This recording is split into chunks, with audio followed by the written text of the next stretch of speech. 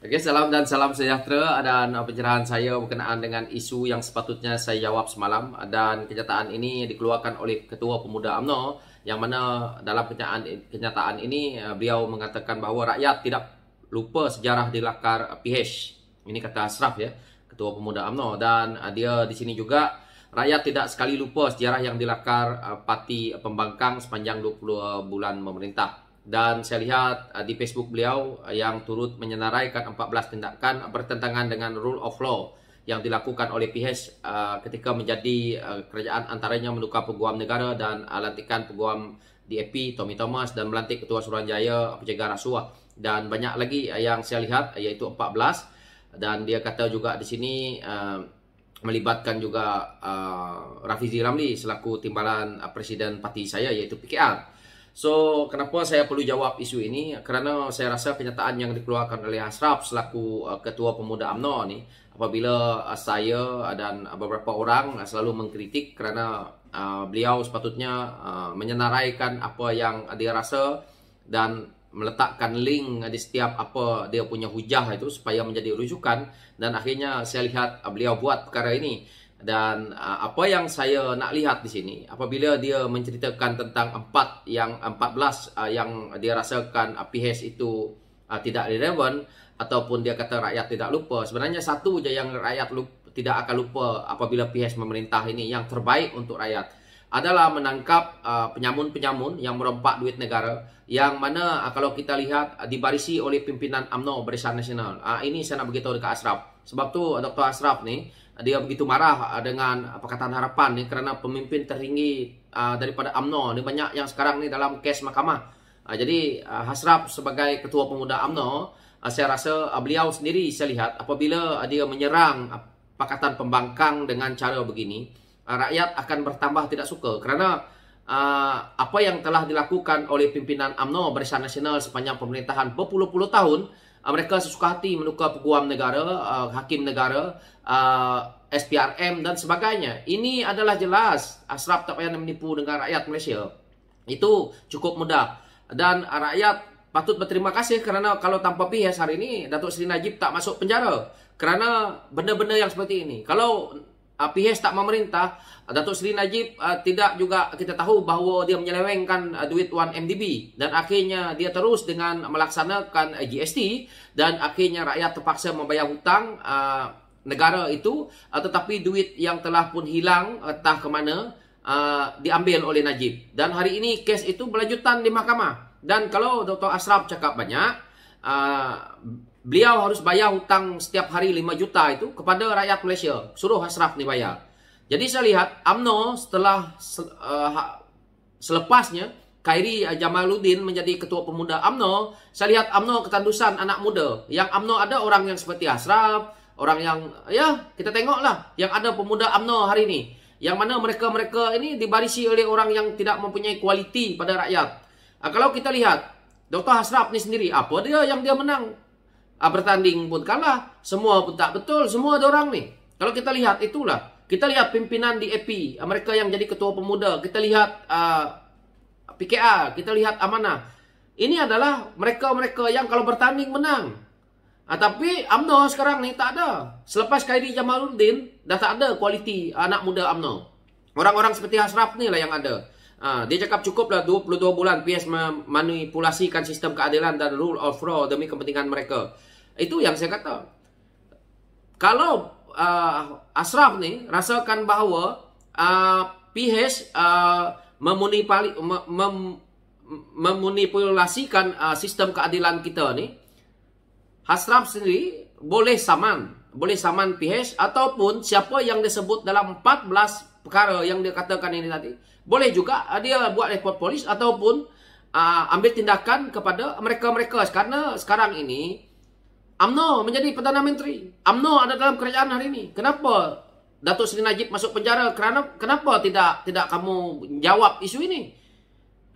Jadi jangan salahkan orang lain. Kita tengok apa yang Ashraf mau, apa yang Ashraf tengok. Kenapa Najib lantik Ketua Hakim Negara yang hari ini menjadi hakim beliau? Itu rule of law, kepala bapa macam tu. Ashraf ni nak menang sendiri, membohongi rakyat Malaysia. Ini dia kata, isu yang dia katakan melibatkan Rafizi Lamli ini tadi. Mana dia? Dia kata menarik tuduhan yang dikenakan terhadap naib Presiden PKR Muhammad Rafizi Lamli kerana menyia etika mengandungi tomahan terhadap lembaga tabung haji di akaun Facebook miliknya menyebabkan beliau terlepas bebas ke mahkamah. Kalau Hasraf berani tentang isu yang mana semalam saya dah pun ceritakan tentang isu lembaga tabung haji ini, kalau betul Hasraf berdebat dengan Rafizi itu ataupun Hasraf sendiri saman Rafizi Lamli tentang isu tabung haji ini, sebutlah tentang tabung haji ini hari ini. Jadi ini kenyataan yang memperbodohkan rakyat. Banyak yang 14 perkara ni, kalau boleh pergi rujuk dekat Facebook beliau ni, yang mana saya rasa ini adalah tomahan politik, yang mana inilah propaganda politik yang Hasraf ni buat. Menukar peguam negara dengan lantikan peguam DAP Tommy Thomas. Ini juga satu fitnah. Peguam negara ni ingat kita nak lantik, ingat suka-suka bapak kita nak lantik. Jadi dia bercakap macam tak pakai akal. Saya harap Tommy Thomas saman dia ni. Nanti kalau macam Mujahid hari itu saman, akhirnya dia minta maaf di mahkamah, takut pula kena saman. Ini adalah sikapnya pemimpin muda daripada UMNO ni yang saya tidak gemar, karena apa yang dia senaraikan macam ni, rujukan-rujukan, dia rujukan apa? Rujukan berita harian. Ini bukan rujukan dia lah, Hasraf, bijak sikit lah. Ini rujukan dia Malaysia Gazette. Memanglah ini media-media yang dikontrol oleh kerajaan. Engkau sendiri pun keluar dalam media kerajaan. Bolehlah media-media yang dikongker oleh kerajaan. TV3 dulu, TV3 suku tu. Jadi benda-benda yang dia nak suruh rakyat buat rujukan, benda-benda yang berita harian. Tak merepek lah kau Hasraf. Jadi tak payahlah kita bermain politik sebagai anak muda. Idealisme. Apa dia yang BN nak bagi kepada rakyat lepas PRU ni? Sepanjang pemerintahan BN, apa dia? Kenapa kau nak senaraikan keburukan PS14 saja?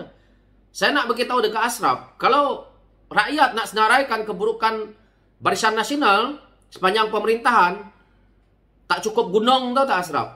Saya nak beritahu. Tentang duit saja.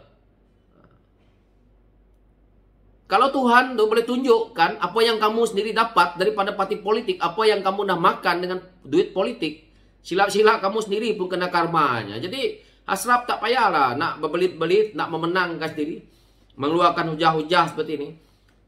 14 kesalahan yang dia katakan, PS lakukan, ini bukan kesalahan, yang dia kata patut menyelamat atau mengatakan PS ini merosakkan perosak sistem keadilan dan rule of law dalam negara ni.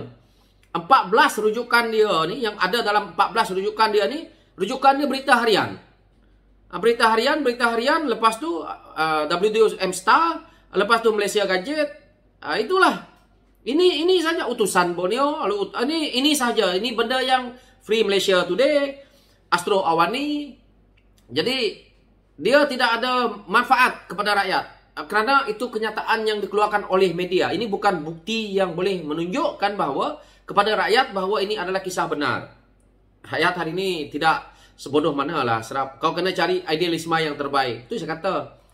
UMNO kena cari orang yang lebih bijak lagi untuk menjadi ketua pemuda. Bukan orang seperti ini. Rakyat sudah faham. Ini adalah bapak pengampu je. Cari anak muda yang seperti kami ini, yang mempunyai idealisme politik perjuangan. Kami ini orang anak muda yang berpolitik, yang tidak perlu dibayar.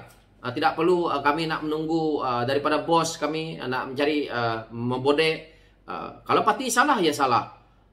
Saya macam tu. Jadi orang lain saya tak tahu, tapi saya memang macam tu. Jadi saya memilih parti saya, iaitu PKR, untuk saya membuat platform perjuangan saya. Kerana saya lihat hanya dalam parti PHS ni, komponen PHS inilah yang boleh mengubah. Yang mana kita dah lihat buktinya.